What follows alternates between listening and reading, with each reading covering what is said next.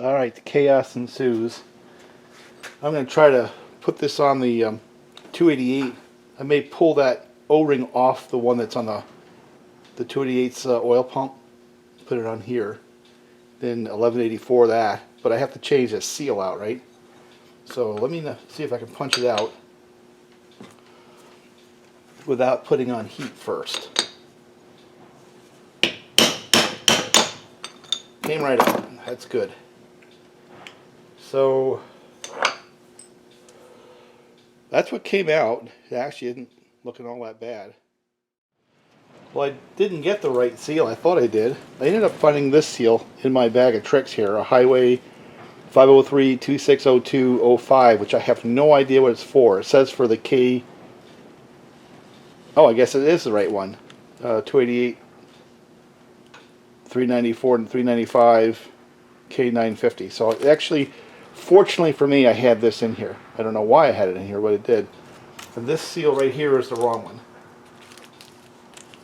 It must be for the flywheel side or something, but it certainly doesn't fit the oil pump.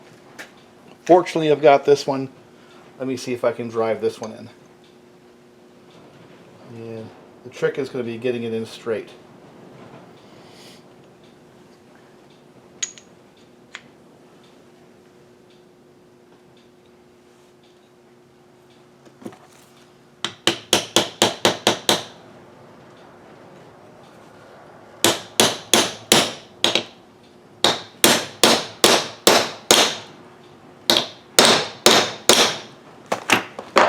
There we go.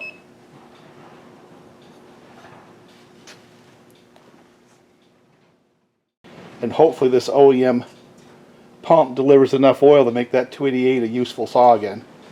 I think I'm going to put the 395 down a little bit. It's going to turn into a backup saw. It's pretty much proven that it can do work. I did that whole load. I guess it was 4,800 board foot I cut with that saw. And that's not including all the jobs I had done prior to that, you know. So that saw has actually earned its keep.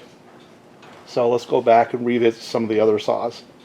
In 288, I think I'm going to set up for milling. I'll put that pump on and see if it pumps. And see whether or not doing a 1184 in here seals. I'll do a brake clean test on that after I put it together. And we'll move from there. So when I put that on, I'll just use one of these sleeves. I'll oil that up real good and slide it right on. Got kind of a late start today. Had to do things around the farm. Bush hog horses paddock and cut a whole bunch of that thorn apple out of a fence line. You know, fun stuff like that. And had to go get a load of dirt. We have kind of a spot on the hill that is kind of sandy. And went out with a little tractor and carved up a little bit of dirt, brought it back. It's going to fill in a spot in the horse's run-in shed.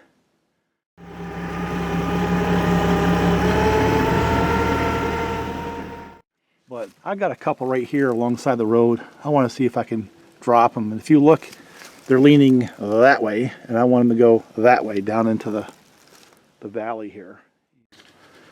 So that one there, it wants to come back at me, so I have to wedge it over. But I also have to clear out some of that stuff right there. I have a basswood right there I need to take down, and a couple of those beech. So I want to get the basswood, that beech, this little maple, probably a, I don't know, maybe 18 inch. That might be a 15 inch. That's at the small end of what I can actually take. So find a place to set the camera and go to work.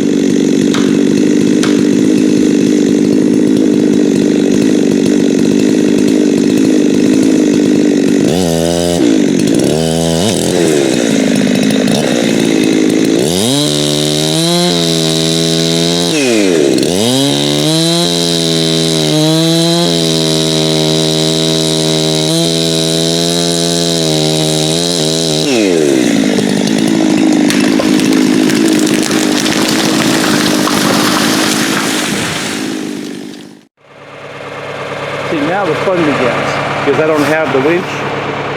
You know, we're going to have to be creative. So I'm going to set the camera right here.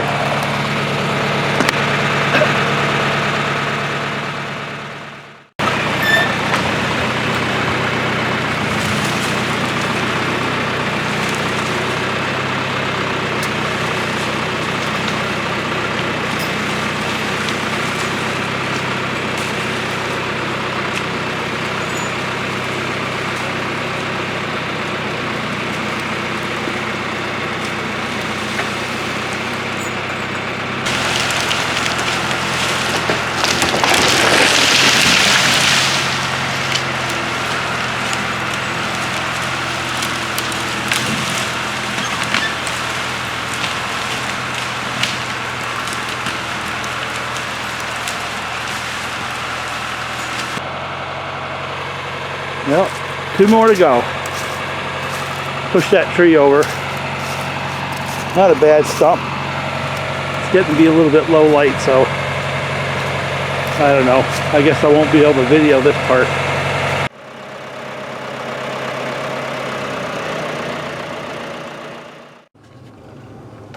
We're going to go down the road, see if I can get the truck down in there. And I've been going back and forth with the tractor, no problem. Put down some trees last night, skidded a couple out. I got a couple more to go, but I want to see what I need to do to make it an easy trip with the truck.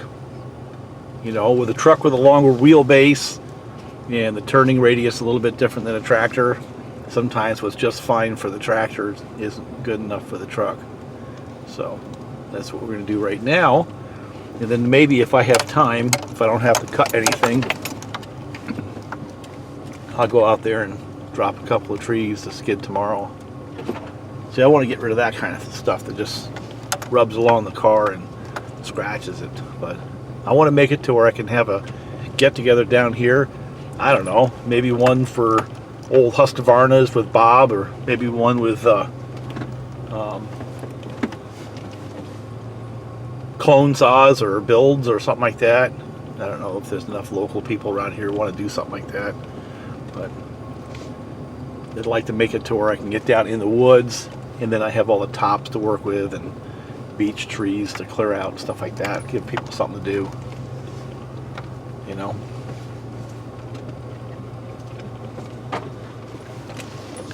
So far so good. Look at the sides of those ash trees, and they've got to come down. They're enormous. You know, usually trees like that are going to fall down their own, but I may take them down just simply because I want them to go down that way. Maybe put the excavator on them and give them a nudge. Maybe the safest way to push those things down. But I had taken a couple of them down years back, but they scared me. You know what I'm saying? They're definitely scary trees. No idea what their integrity is like inside them. But I do know they're big.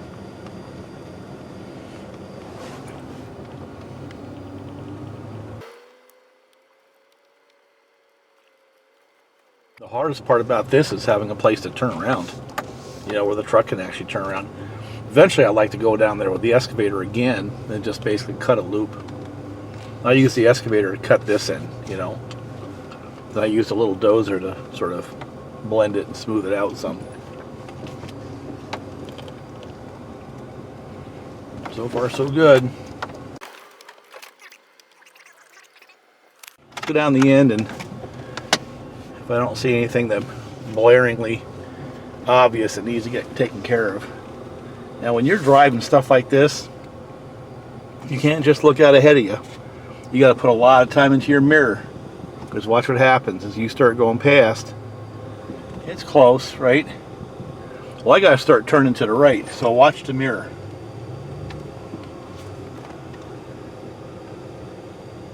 See how that tree wants to get kind of close as you turn into it? Little details like that, you got to spend more time in the mirror looking back there than looking ahead, to be honest with you. Right up here is a stump. I want to see it right there. That's the kind of thing that'll get your undercarriage if you get a little too close to it. So I'm going to take that out right now while I'm here. And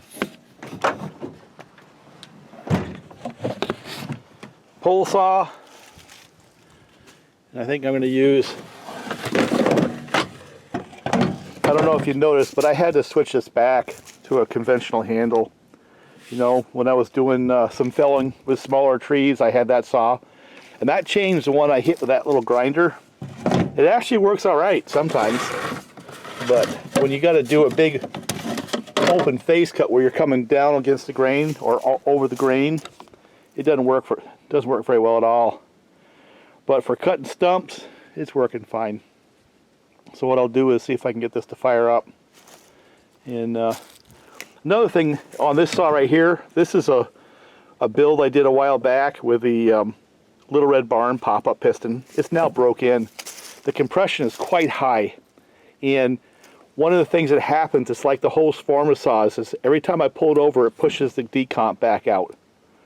So it's a little bit of a pain in the neck to get fired if you don't remember that you got to push that thing in every time, because the compression now is high enough that, like I said, it pops it right out.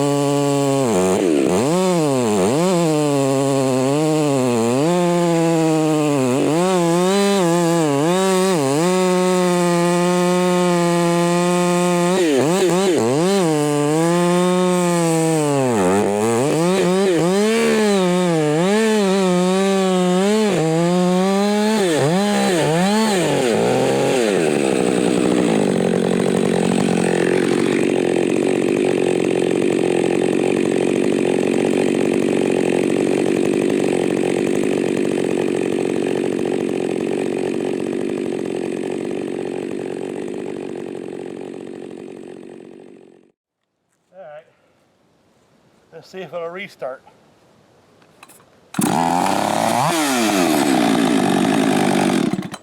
Alright, so this is shaping up to be a saw I can work with again. I'm just getting reused to it. It's got its little quirks, and the biggest quirk it has is massive compression. And those starters on those, you know, the pull start, those little two-prong plastic wheels cannot handle the compression that saw has. It'll just break them. So you got to use that compression release pretty much every time you turn it over. And since it's broke in the way it has, the compression's so high that it pops out that compression release every time you pull it over. So that's a little quirk. And so that chain I ground on that little Nielsen grinder, I've been doing stumps with it pretty much all day. It's got probably 10-12 stumps to its credit right now, and it does okay. I don't mind getting in the dirt with it. And with that standard handle, you can see I can get pretty close to the ground. Where that full wrap, it was like 4 to 6 inches up. That was just not an effective handle. So I had to bring it back to this configuration, which is what works for me out here. Especially when I start dropping trees with that saw, because I think I'm going to start using that saw on the smaller trees like that one right there. You know, a little bit less weight, 24-inch bar, lightweight. And you know, I might actually, this is going to be completely counterintuitive, is I might make myself one of those with just stock compression, just a muffler mod, and maybe a thin gasket but no pop-up. That might be a little easier for me to live with, you know. But definitely with a standard handle now. I'm not going back to the full wrap on that saw. Just gets in the way. That tree right there is, I don't know, 22, 24 inches in diameter. The base, that's definitely one that's coming down. I kind of like to take this one right here, but it's a little small. I think it's dead ash. So it may come down just simply to make more room. And yet again, we'll go past it, then put some time in the mirrors to make sure we don't fold back in. Yeah, that's an ash tree. It's dead. But here, watch the mirror. See how close you get? Especially since I have to turn back the other way. So that's a tree I should take. And here's another one up here I think is a little bit in the way. There's a nice tree right there I should take. Yeah, this one here's got to go. Yet again, watch the mirror.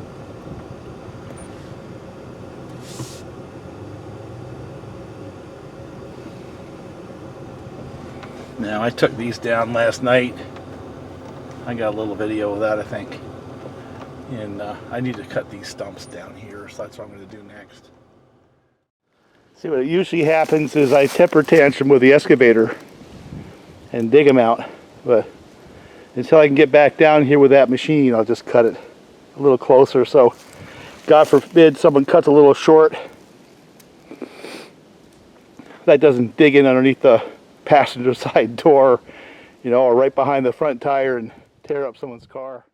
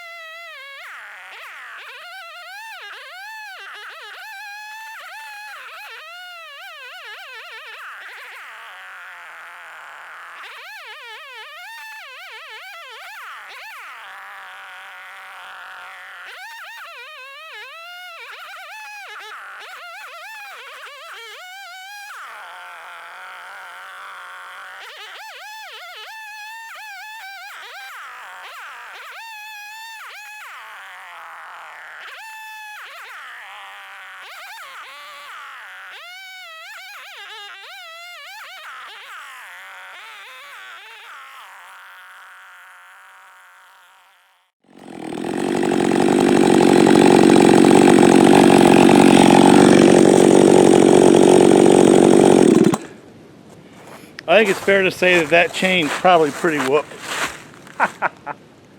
But it got one more stump down, you know. I think I'm going to change it over to a new chain.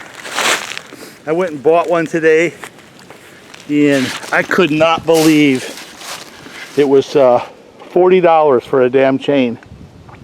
That was pretty whooped. So I think what's going to happen with me is I am going to up my game with both the filing but also a grinder.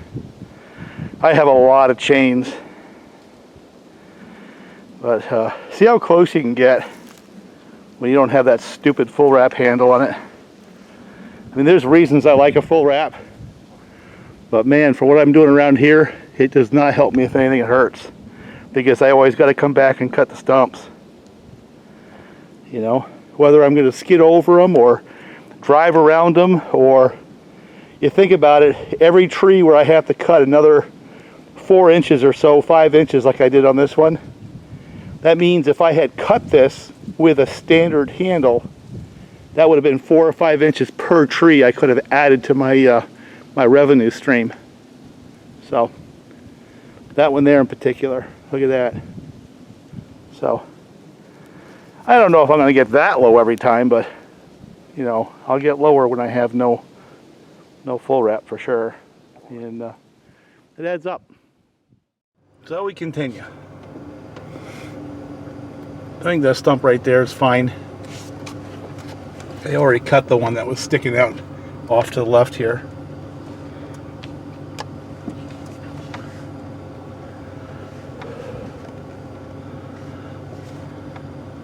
See, I gotta kind of fade to the right and then go as far past it as I can before I start cutting the front end over, so it doesn't decide to come up and bite the side of my car.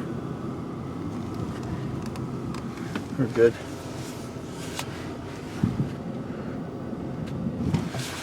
Alright, that tree's got to come out.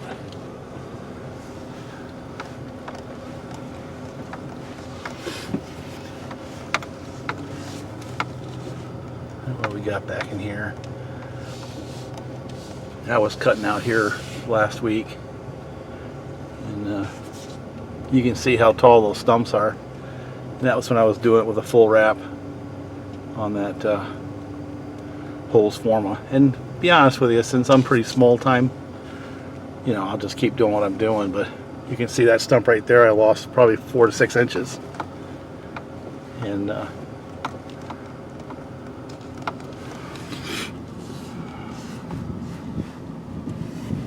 what got me was the root flare. The root flare right there meant that I didn't have enough bar to get through the tree, so I just went up the tree until I had enough bar to get through it. And again, I would have got more tree had I just had a standard handle.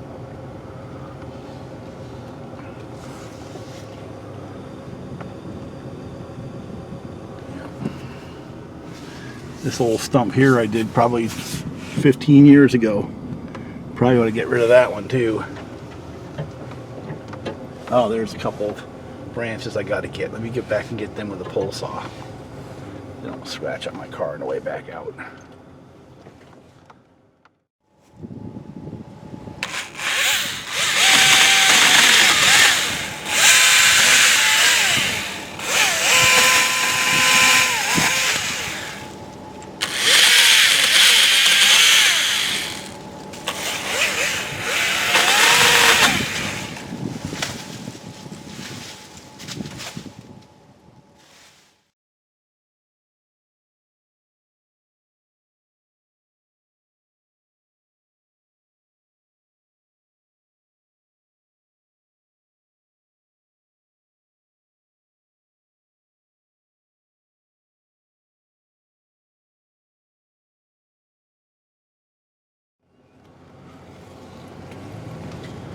I think we've done a fairly decent job of getting in here with the truck. Now I can come in here and park when the weather turns and it's cold and it throws. Come in here and work out of the truck, and then once I have the trees down I want to have down, I can drive out and hop in a tractor instead of coming down here like I did last year on the other side where it was so freaking cold, wet.